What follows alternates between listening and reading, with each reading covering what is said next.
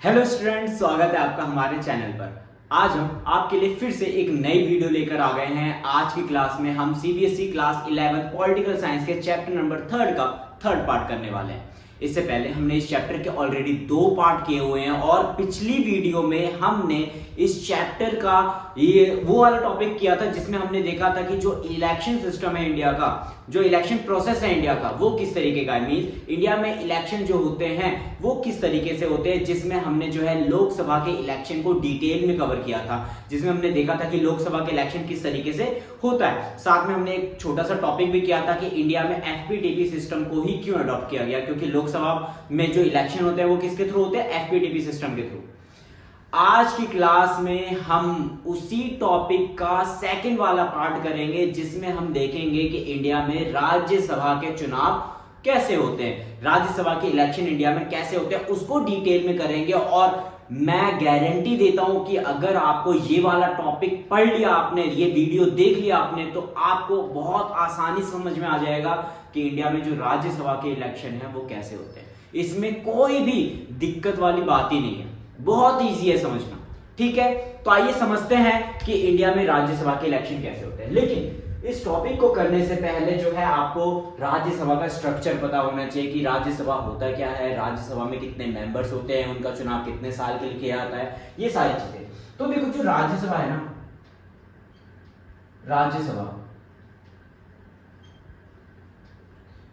राज्यसभा को हम संसद का सेकंड हाउस मानते हैं। मतलब जो पार्लियामेंट है, पार्लियामेंट का सेकंड हाउस, द्वितीय सदन है राज्यसभा। फर्स्ट हाउस कौन सा है हमारा, लोकसभा। द्वितीय हाउस कौन सा है, सेकंड हाउस कौन सा है, राज्यसभा।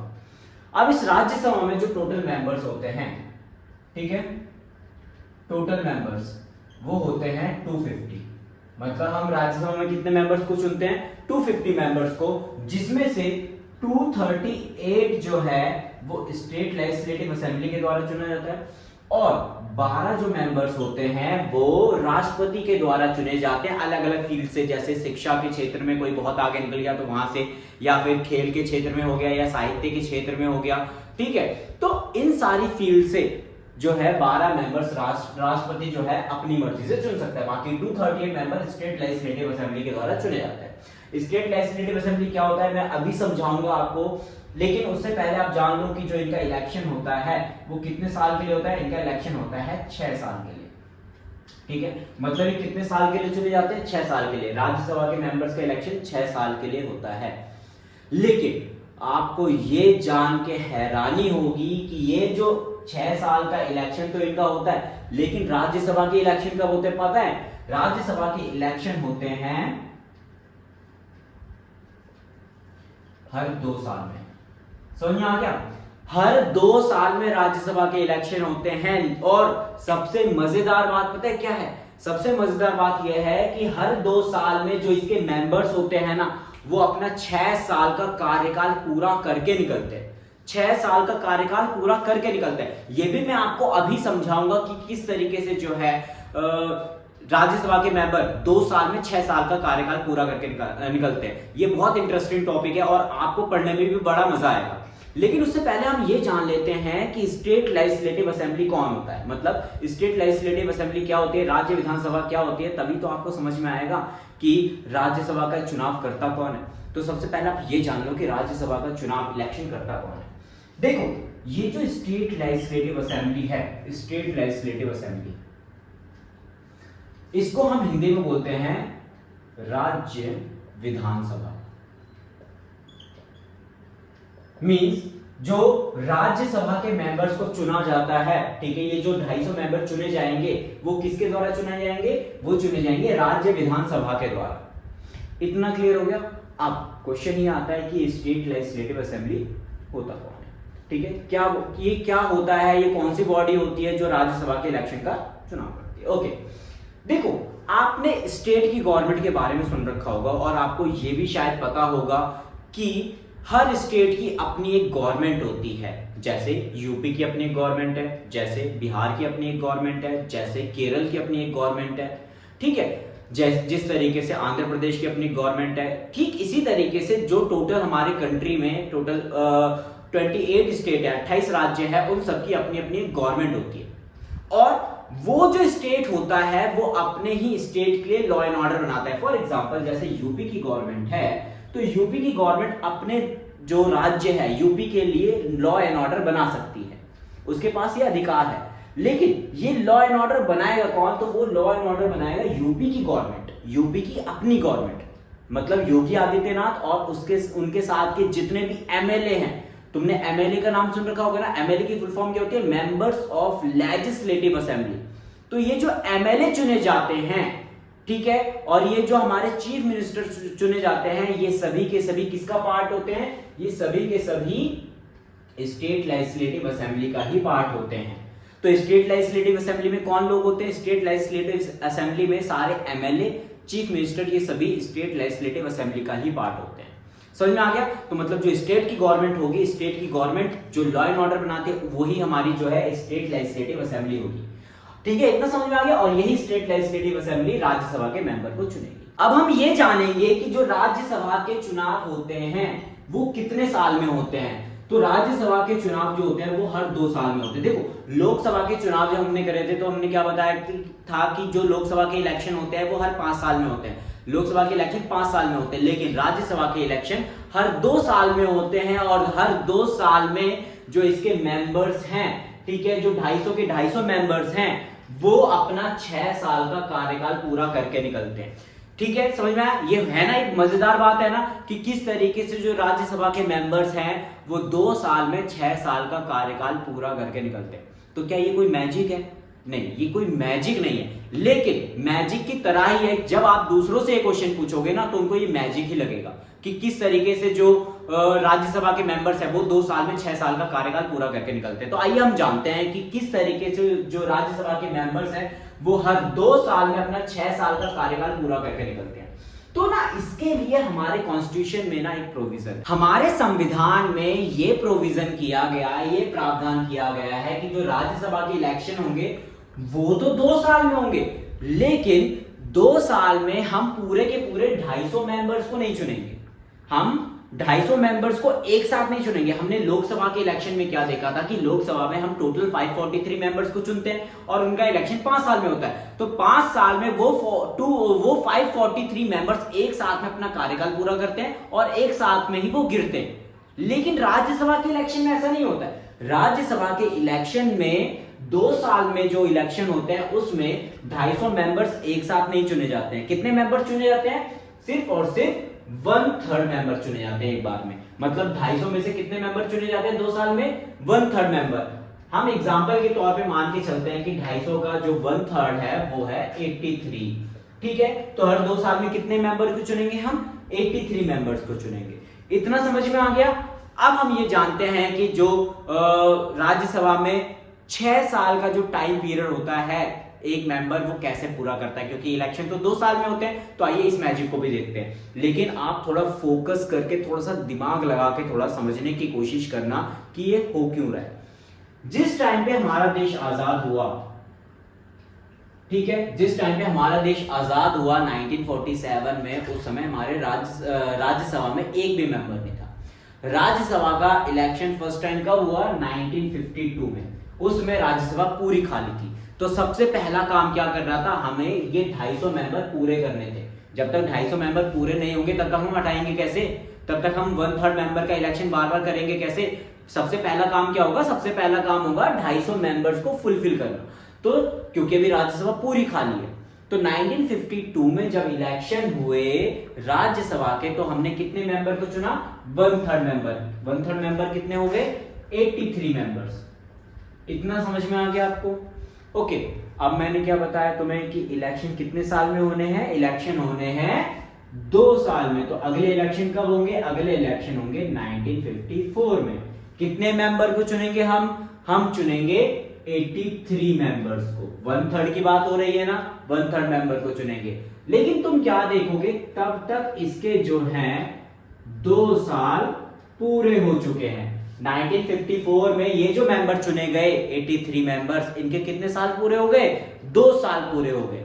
ओके, ठीक है। अब अगला इलेक्शन कब होगा इसके बाद? अगला इलेक्शन होगा 1956 में।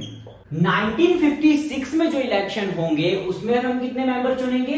83 मेंबर्स। देखो हमें 1/3 मेंबर्स को ही चुनना है, तो 1/3 मेंबर हमने एग्जांपल क्या लिया 83, इसलिए हम 83 मेंबर्स को चुन रहे हैं। इतना समझ में आ गया।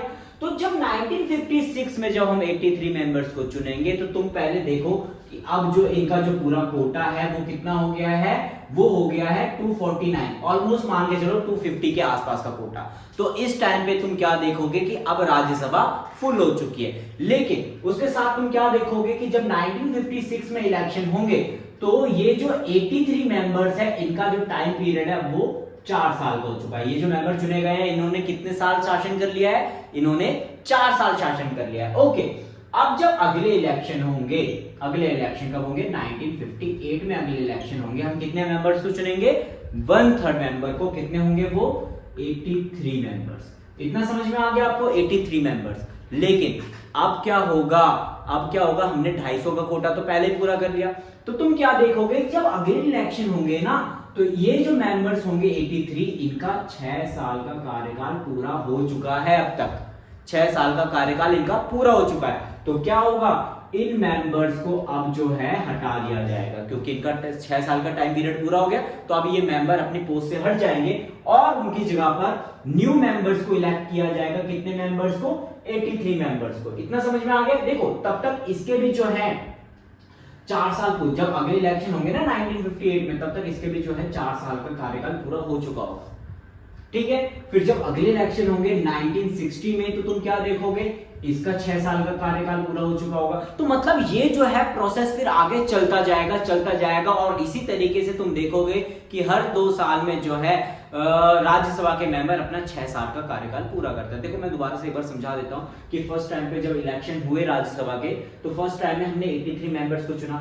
ठीक है, 2 साल में इलेक्शन हुए, 1954 में हमने दोबारा 1/3 मेंबर 83 मेंबर्स को चुना, सब जब तक जो है इन मेंबर्स का 2 साल का टाइम पीरियड हो चुका था। फिर जब 1956 में अगले इलेक्शन हुए तो 1956 में भी हमने 83 मेंबर्स को चुना, तब तक जो है इसके 4 साल पूरे हो चुके थे और इसके 2 साल पूरे हो चुके थे।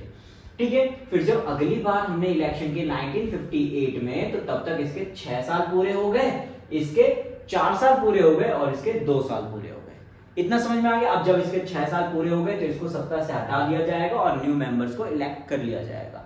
इतना समझ में आ गया। और यही प्रोसेस जो है आगे चलता जाएगा और इसी तरीके से जो है राज्यसभा के इलेक्शन हर 2 साल में होते रहेंगे, लेकिन जो उसके मेंबर्स हैं वो अपना 6 साल का कार्यकाल पूरा करते जाएंगे। तो आई होप आपको इतना तो क्लियर हो गया होगा। आइए अब हम ये देखते हैं कि जो राज्यसभा का इलेक्शन होता है उसका प्रोसेस क्या होता है, किस तरीके से जो है स्टेट लेजिस्लेटिव असेंबली, राज्य विधानसभा राज्यसभा का चुनाव करती है। अभी तक हमने सिर्फ राज्यसभा के बारे में थोड़ा सा जाना है। मेन चीज अब शुरू होगी कि जो राज्यसभा के इलेक्शन हैं वो होते कैसे हैं। ओके, तो आइए देखते हैं कि राज्यसभा के इलेक्शन कैसे होते हैं।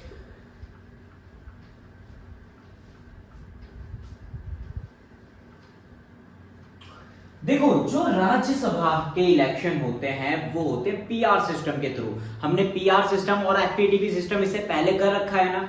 तो पीआर सिस्टम और एफपीडीपी सिस्टम में हमने देखा था कि जो लोकसभा के इलेक्शन होते हैं वो एफपीडीपी सिस्टम के थ्रू होते हैं, जबकि राज्यसभा के जो इलेक्शन होते हैं वो होते हैं पीआर सिस्टम के थ्रू, पीआर सिस्टम के थ्रू। इतना समझ में आ गया। और इन राज्यसभा के जो चुनाव होते हैं वो किसके द्वारा होते हैं, स्टेट लेजिस्लेटिव असेंबली। इससे पहले भी मैंने आपको ये बता रखा है। अब आप ये समझो कि जो राज्यसभा के टोटल मेंबर्स होते हैं 250, ये एक ही जगह से नहीं चुने जाते हैं, ये एक ही स्टेट से नहीं चुने जाते हैं, ये हर राज्य से चुने जाते हैं। देखो इनका ना कोटा फिक्स होता है, इनका कोटा फिक्स होता है कि कितने स्टेट से कितने मेंबर चुने जाएंगे।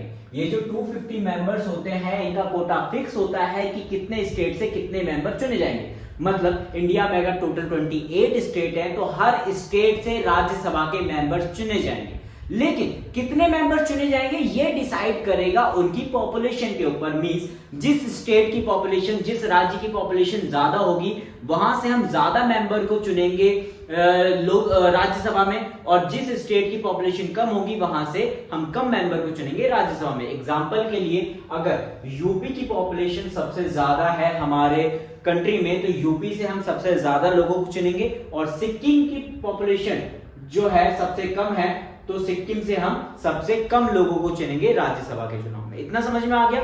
मतलब राज्यसभा में जो मेंबर्स चुने जाते हैं वो पॉपुलेशन के अकॉर्डिंग पे चुने जाते हैं। जहां पे ज्यादा पॉपुलेशन होगी वहां से ज्यादा मेंबर्स को चुनेंगे हम राज्यसभा में, और जहां पे कम पॉपुलेशन होगी वहां से कम मेंबर को चुनेंगे।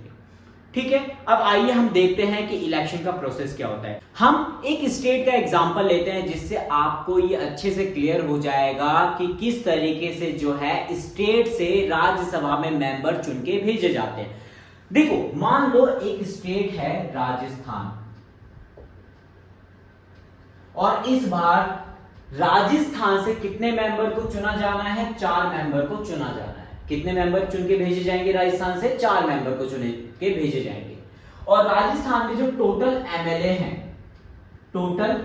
एमएलए हैं, वो कितने हैं? 200। देखो, यही 200 एमएलए जो हैं वो इन 4 मेंबर को चुनेंगे। कौन चुनेंगे? यही 200 मेंबर। लेकिन इसके लिए उन चारों मेंबर्स को वोट चाहिए होंगे। कितने वोट चाहिए होंगे जीतने के लिए? अब हम वो देखते हैं। इसके लिए जो है एक फॉर्मूला बनाया गया है कि एक मेंबर को अगर जीतना है तो उसको कितने वोट चाहिए होंगे। इसके लिए फॉर्मूला है। फॉर्मूला क्या है? फॉर्मूला है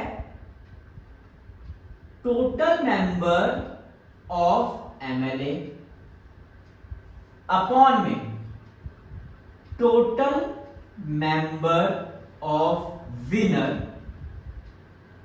+1 और होल में का +1। ठीक है, इसको सॉल्व करते हैं। देखो, टोटल एमएलए कितने हैं यहां पर? टोटल एमएलए हैं यहां पर 200। टोटल विनर कितने हैं, मतलब कितने लोग जीते जाएंगे इस बार? कितने लोग जाएंगे जीतकर? 4 लोग। देखो यहां पर है ना, टोटल मेंबर कितने जीत के जाने हैं? 4 लोग, +1 और इसका होल में +1। अगर हम इसको सॉल्व करेंगे तो ये आएगा हमारा 41। मींस अगर इसमें से किसी मेंबर को जीतना है, तो उसको कितने परसेंट वोट, कितने वोट चाहिए इसको 200 एमएलए में से 41 वोट चाहिए। जिस मेंबर को 41 वोट मिल जाएंगे वो जीत जाएगा। मान लो राजस्थान में ये जो इलेक्शन हो रहे हैं, इस वाले इलेक्शन में टोटल जो मेंबर्स खड़े हुए हैं, ठीक है, इलेक्शन के लिए वो खड़े हुए 6। टोटल कितने मेंबर खड़े हुए हैं? 6 मेंबर। अब 4 मेंबर चुने जाने हैं तो सिर्फ 4 ही मेंबर तो खड़े नहीं होंगे ना, उससे ज्यादा ही खड़े होंगे। तो मान लो 6 मेंबर्स खड़े हो गए। कौन से 6 मेंबर्स हैं? A, B, C, D, E और F। ये 6 मेंबर जो है इलेक्शन में खड़े हुए। अब क्या होगा? इनका एक बैलेट पेपर होगा। एक बैलेट पेपर में इन सभी मेंबर्स के नाम लिखे होंगे। ठीक है, एक पेपर होगा, इन पेपर में इन सभी मेंबर्स के नाम लिखे होंगे, उसी को हम बोलते हैं बैलेट पेपर। और इन बैलेट पेपर को क्या होगा, जितने भी एमएलए होंगे, वो जो 200 एमएलए होंगे, उन सभी को ये बैलेट पेपर दे दिया जाएगा। अब वो क्या करेंगे वो वोट देंगे, लेकिन वोट ऐसे नहीं देंगे कि एक पर लगा के छोड़ दिया। जैसे एफपीडीबी सिस्टम में क्या होता है कि एक पर्सन के आगे हमने मोहर लगा दी या फिर ईवीएम में जाके मशीन दबा दी, हो गया। लेकिन इसमें ऐसा नहीं है। इसमें क्या होगा, इसमें प्रेफरेंस देनी पड़ती है। प्रेफरेंस देने का मतलब क्या है कि हमें सबसे अच्छा ये लगता है, फिर उसके बाद ये, फिर उसके बाद ये, फिर उसके बाद ये, मतलब एक प्रेफरेंस देनी होती है, क्रम में डालना होता है कि सबसे अच्छा ये लगता है, फिर ये लगता है, फिर ये लगता है। समझ में आ रहा है? जैसे मान लो कि तुम्हें सबसे अच्छा लगता है चाउमीन, फिर उसके बाद थोड़ा सा उससे कम अच्छा लगता है बर्गर, फिर उसके बाद थोड़ा सा कम अच्छा लगता है पिज्जा। मतलब समझ में आ रहा है? एक प्रेफरेंस देनी होती है। ठीक इसी तरीके से जो एमएलए होंगे वो क्या करेंगे, प्रेफरेंस देंगे। मान लो कि एक एमएलए ने प्रेफरेंस दी कि मुझे सबसे अच्छा लगता है सी, फिर उसके बाद अच्छा लगता है बी, फिर उसके बाद अच्छा लगता है ए, फिर उसके बाद डी, फिर उसके बाद ई और उसके बाद एफ। मतलब उसको इस क्रम में जो है अच्छा लगता है कि उसी हिसाब से वो क्या करेगा, नंबरिंग दे देगा। सबसे अच्छा ये लगता है, फिर ये अच्छा लगता है, फिर ये अच्छा लगता है, फिर ये अच्छा लगता है, फिर ये अच्छा लगता है। ठीक है, तो इस क्रम के अनुसार जो है उसने क्या किया, अपना एक प्रेफरेंस दे दिया। इसी तरीके से जो दूसरा एमएलए होगा, ये फर्स्ट एमएलए था, दूसरा एमएलए होगा, दूसरा एमएलए क्या करेगा, इसको सबसे अच्छा उसको ये लगता होगा, फिर ये अच्छा लगता होगा, फिर ये अच्छा लगता होगा, फिर ये अच्छा लगता होगा, फिर ये अच्छा लगता होगा, फिर ये अच्छा लगता होगा। मतलब उसने क्या किया, अपना एक प्रेफरेंस दे दिया। इसी तरीके से जो तीसरा एमएलए होगा वो अपनी प्रेफरेंस देगा, वो अपनी प्रेफरेंस देगा, मान लो उसको जो है सबसे अच्छा ये लगता है, फिर ये अच्छा लगता है, फिर ये अच्छा लगता है, फिर ये अच्छा लगता है, फिर ये अच्छा लगता है, फिर ये अच्छा लगता है। समझ में आ रहा है? इसी तरीके से 200 एमएलए जो होंगे वो अपना प्रेफरेंस देंगे। अब वोटिंग तो हो गई, अब वोटिंग के बाद क्या होगा? वोटिंग के बाद होगी काउंटिंग। काउंटिंग क्या होगी? काउंटिंग ये देखी जाएगी कि किस मेंबर को, किस रिप्रेजेंटेटिव को सबसे ज्यादा एक नंबर की प्रेफरेंस मिली है, किसको सबसे ज्यादा जो है एक नंबर मिला है, वो देखा जाएगा। मान लो ए जो है इसको 42 1 प्रेफरेंस मिली है। कितनी प्रेफरेंस मिली है? 42। जो बी नंबर पे है उसको मिली है 35 एक नंबर की प्रेफरेंस मिली है। सी को मिली है 19, डी को मिली है 20, ई को मिली है 18 और बाकी बची हुई एफ को मिली है। मतलब ये सारे वो नंबर्स हैं जो सबसे ज्यादा एक नंबर पे मिले। मतलब ए को मिले 42 बार एक नंबर, बी को मिले है 35 बार एक नंबर, सी को मिला है 19 बार एक नंबर और डी को मिला है 20 बार एक नंबर, ई को मिला 18 बार एक नंबर और बाकी का जो बचा हुआ है एक नंबर वो एफ को मिला है। इतना क्लियर हो गया? तो एमएलए ने क्या किया? अपने प्रेफरेंस के अकॉर्डिंग एक एक नंबर बांट दिया और उसके बाद काउंटिंग हुई। काउंटिंग के बाद पता चला कि ए व्यक्ति को 42 बार एक नंबर मिला है और जीतने के लिए कितना चाहिए था? 41। मतलब अगर 41 वोट मिल जाते हैं किसी को एक नंबर पे तो वो व्यक्ति जीत जाएगा। यहां पर 42 वोट मिले मतलब ए जीत गया। तो जो हमारा पहला व्यक्ति चुनकर जाएगा राज्यसभा में वो होगा एक नंबर। अब बात यहां पर तो खत्म होती नहीं है क्योंकि हमें कितने मेंबर चुनने हैं टोटल? हमें टोटल चुनने 4 मेंबर। उसमें से हमने कितना चुना है? सिर्फ एक मेंबर चुना है। अब बाकी के 3 मेंबर कैसे चुनेंगे? तो बाकी के 3 मेंबर को चुनने के लिए एक नया प्रोसेस अपनाया जाएगा, उसको हम बोलेंगे सिंगल ट्रांसफरेबल वोट। ठीक है, एकल संक्रमणीय प्रणाली। अब ये क्या होता है ये समझो। देखो इसमें से देखा जाएगा कि सबसे कम वोट किसको मिला है। तो तुम देखोगे कि ई को सबसे कम वोट मिला है। कितना मिला है? 18%। तो भाई ये तो जीतेगा नहीं, तो इसको तो बिल्कुल हटा दिया जाएगा कि भाई तुम तो जीतोगे नहीं, तुम निकल जाओ यहां से, तुम भाग जाओ। ठीक है, लेकिन तुम देखोगे क्या कि ये जो ई पर्सन है इसको भी 18 लोगों ने एक नंबर की प्रेफरेंस दी है। 18, ऐसा तो नहीं है ना कि इसको बिल्कुल भी एक नंबर नहीं मिले। इसको 18 लोगों ने, 18 एमएलए ने 1 नंबर पर प्रेफरेंस में रखा है। ठीक है, तो जिन 18 एमएलए ने इसको 1 नंबर पर प्रेफरेंस में रखा है उसका बैलेट पेपर निकाला जाएगा। उन सभी एमएलए का बैलेट पेपर निकाला जाएगा और निकालने के बाद क्या होगा? निकालने के बाद यह देखा जाएगा कि उन एमएलए ने जिसने इसको 18 बार जो है एक प्रेफरेंस दी है, उन सभी एमएलए ने 2 नंबर पर किसको प्रेफरेंस दी है। मतलब 2 नंबर पर किसको प्रेफरेंस दिया सबसे ज्यादा। अब ये तो चुन गया, ये निकल गया। पता चला उन 18 एमएलए में से जो 7 एमएलए हैं, 7 एमएलए ने बी को सेकंड प्रेफरेंस पे रखा है। समझ में आ गया? बी को सेकंड प्रेफरेंस पे रखा है। कितने लोगों ने? 7 एमएलए ने। इतना समझ में आ गया? अब 7 एमएलए ने अगर इसको सेकंड प्रेफरेंस पे रखा है तो इसको 7 वोट और मिल जाएंगे और ये हो जाएगा 42। जीतने के लिए कितना चाहिए था? इसको 41 चाहिए था। ठीक है, तो सेकंड मेंबर जो चुनकर जाया जाएगा वो जाएगा बी मेंबर। दूसरा मेंबर चुन लिया। ठीक इसी तरीके से ये जो प्रोसेस है वो आगे चलता जाएगा और तब तक ये प्रोसेस चलेगा जब तक 4 मेंबर चुन नहीं लिए जाएंगे। जैसे ही 4 मेंबर चुन लिए जाएंगे राज्यसभा के, ये इलेक्शन कंप्लीट हो जाएगा और इसी तरीके से जो है मेंबर चुन के राज्यसभा में भेज दिए जाएंगे।